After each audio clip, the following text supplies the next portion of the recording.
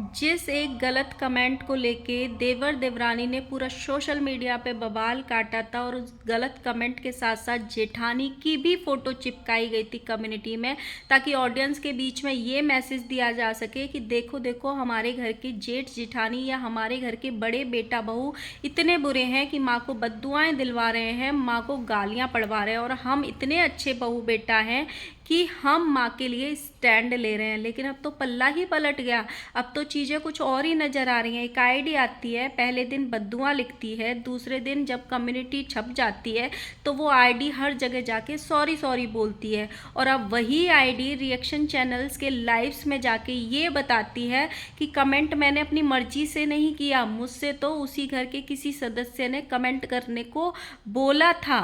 दूसरी तरफ अगर निक्कू सुमित ने एडिटर राहुल के पैसे नहीं खाए तो क्या लप्पू ही वो क्रिएटर है जिसने उस बेचारे गरीब के पैसे खा लिए? अगर इन्होंने कुछ नहीं किया तो इन्होंने उसको काम से क्यों निकाला? क्योंकि राहुल का ये कहना है कि उस क्रिएटर के कहने के बाद मुझे काम से निकाल दिया गया। So hello guys, Radhe Radhe, जय श्री कृष्णा। स्वागत है एक और नए वीडियो में। आई होप सब अच्छे होंगे, स्वस्थ होंगे, मस्त होंगे और जहाँ भी होंगे तंदुरुस्त होंगे। अगर आपको मेरी वीडियो अच्छी लगती है तो प्लीज़ गाइज वीडियो को लाइक करना, कमेंट करना एंड चैनल को सब्सक्राइब कर लेना नोटिफिकेशन वाली घंटी के साथ में। And please guys please subscribe कर लिया करो एंड दिवाली से पहले जल्दी जल्दी से 10K की फैमिली कंप्लीट करा देना। एंड अभी के अभी वीडियो को पॉज करके सबसे पहले लाइक करो एंड कमेंट करो, क्योंकि आप लोग पूरा वीडियो देखने के बाद ऐसे ही पतली गली से निकल लेते हो, जो कि बिल्कुल अच्छी बात नहीं है। जब वीडियो पे ज़्यादा लाइक आते हैं, ज़्यादा कमेंट्स आते हैं तो बहुत अच्छा लगता है। अब वीडियो में बढ़ते हैं आगे। एक जब से इनके घर में, देवरानी जेठानी के घर में, यानी निक्कू कामिनी के घर में ये किचन का मुद्दा पनपा है, या जब से कह लो भागवत इनके यहाँ पे ख़त्म हुई है, अंदर ही अंदर इनके घर में एक कंट्रोवर्सी पनप रही थी जो खुल के बाहर नहीं आ रही थी। फिर ये किचन शिफ्टिंग हुई। इसको ना किचन शिफ्टिंग नहीं बोलेंगे, मेरी नज़र में इसको किचन अलग होना ही बोलेंगे। ये 2-4-6 महीने में हो ही जाएगी अगर ये कंट्रोवर्सी कंटिन्यू रही।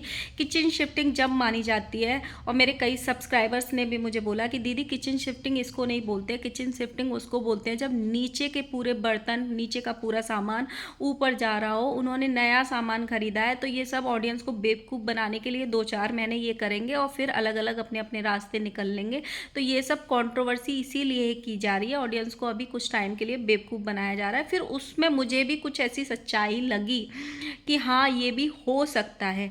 लेकिन उस किचन के बाद ये कंट्रोवर्सी धीरे धीरे धीरे धीरे पनपती ही चली गई। फिर एक सडनली एक ऐसी कम्युनिटी आती है त्योहार के दिन, जितिया के दिन, देवर जी की साइड से एक गलत बद्दुआ वाली कम्युनिटी आती है कि किसी ने मेरी माँ को बद्दुआ दी है कामिनी जी के कमेंट सेक्शन में। उसके बाद इनके भाई ने, बड़े भाई ने, इन्होंने आपस में बात भी की थी व्हाट्सएप में, लेकिन फिर भी वो कम्युनिटी ज़बरदस्ती पूरे सोशल मीडिया पे छापी ताकि दुनिया को ये दिखाया जा सके कि देखो हमारे बेटा बहू घर के बड़े जो है वो हमारी माँ को कितना बुरा बनवाते हैं, हमारी माँ को बद्दुआएं दिलवाते हैं, गाली खिलवाते हैं, और हम इतने अच्छे हैं कि हम स्टैंड ले रहे हैं।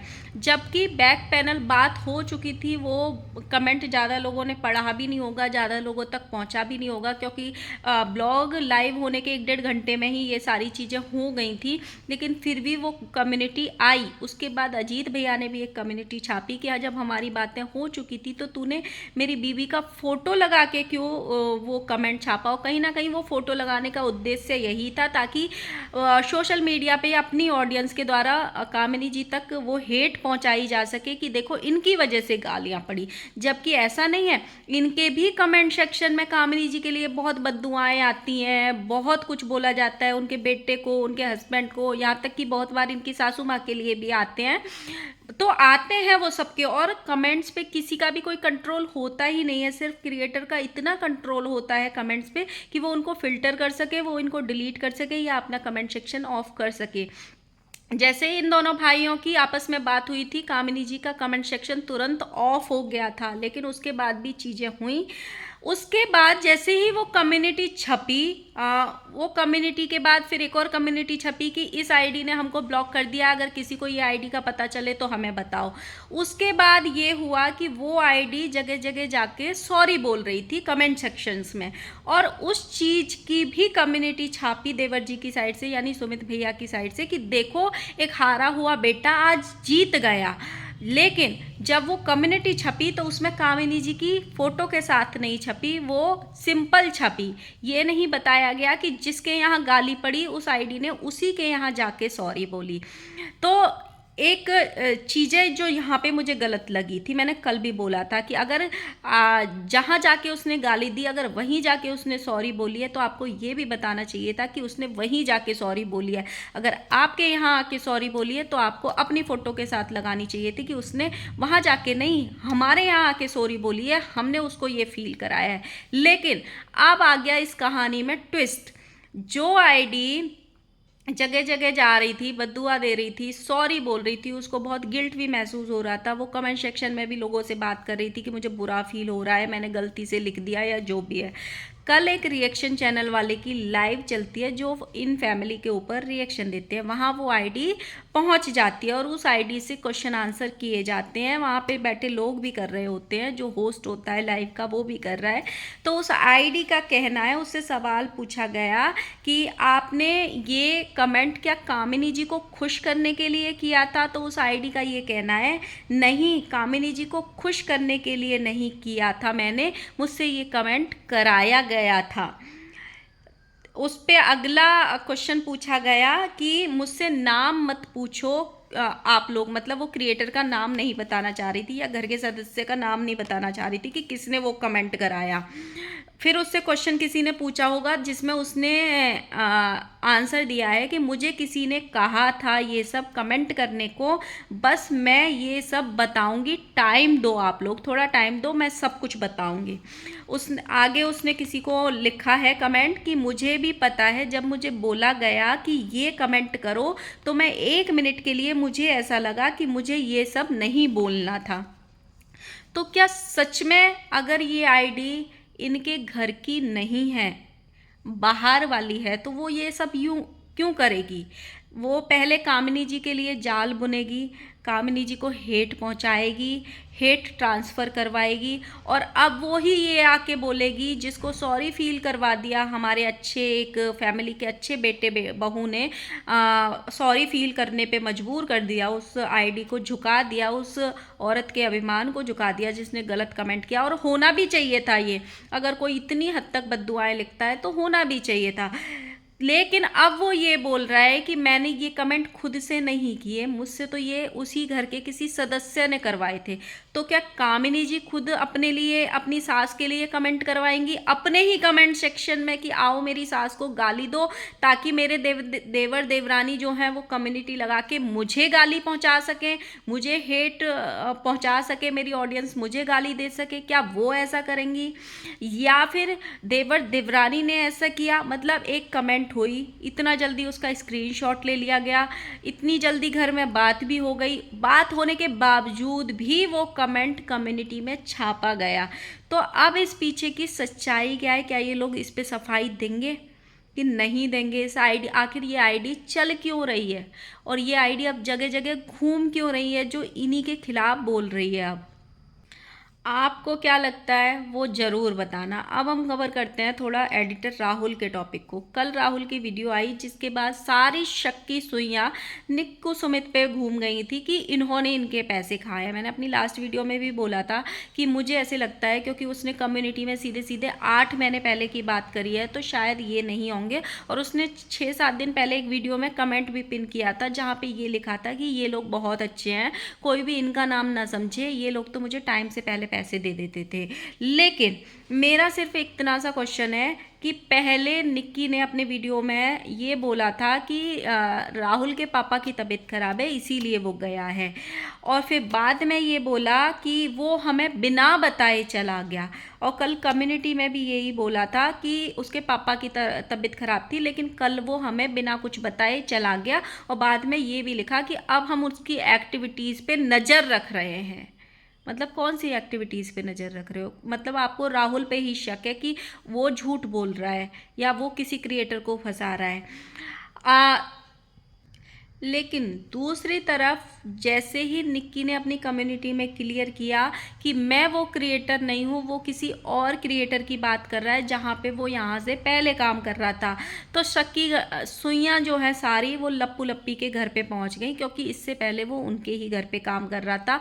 और ये बात कमेंट सेक्शन में मुझे न जाने कितने लोगों ने बोली थी और मेरे डीएम भी किए थे कि लप्पू ने अपना एक सेटअप बनाया था आज से 6-8 महीने पहले, वीडियो एडिटिंग के लिए अपना जो एक नया सेटअप बनाया था उसके लिए उसने टीवी भी खरीदा था।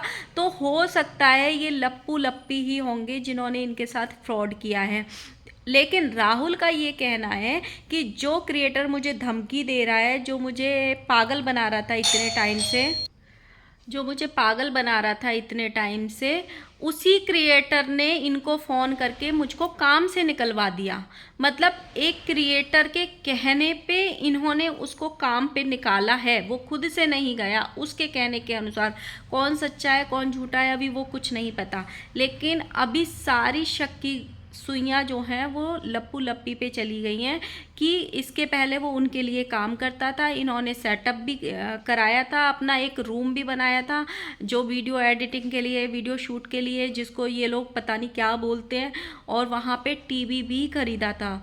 तो क्या सच में लप्पू लप्पी ही वो क्रिएटर हैं? लेकिन उसने 2 यूट्यूबर के नाम लिए कि 2 यूट्यूबर हैं जो मुझे धमकी दे रहे हैं। तो लप्पू लप्पी के साथ ऐसा दूसरा कौन सा क्रिएटर है जो एडिटर राहुल को धमकी दे रहा है? क्या वो इनके जो परम मित्र हैं वो हैं या कोई और है? तो आप लोग कमेंट करके ज़रूर बताना। अगर ये लोग लप्पू लप्पी निकले तो भाई सच्ची में इन लोगों से नीच कोई इंसान हो ही नहीं सकता। किस तरीके से ये गरीबों को ठग रहे हैं, किस तरीके से ये पब्लिक को बेवकूफ़ बना रहे हैं। अगर लप्पू लप्पी की सुई जा रही है, मतलब एडिटर राहुल की सुई उस तरफ जा रही है, अभी उसने खुल के नाम नहीं बताया है, लेकिन अगर उस तरफ जा रही है तो उनको भी क्लियर करने आना चाहिए कि हम नहीं हैं।